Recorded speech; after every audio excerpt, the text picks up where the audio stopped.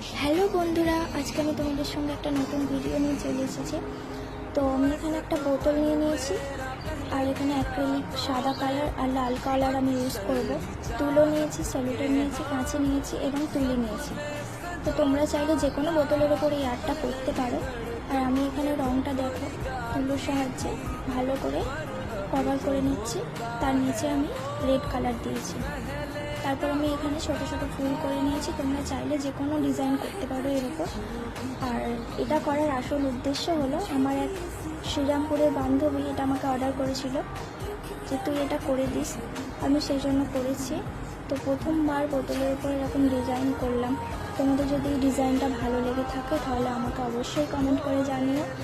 তোমরা যদি এরকম বোতলের ওপর ডিজাইন করতে চাও তাহলে আমাকে অবশ্যই অর্ডার করতে পারো। টাটা।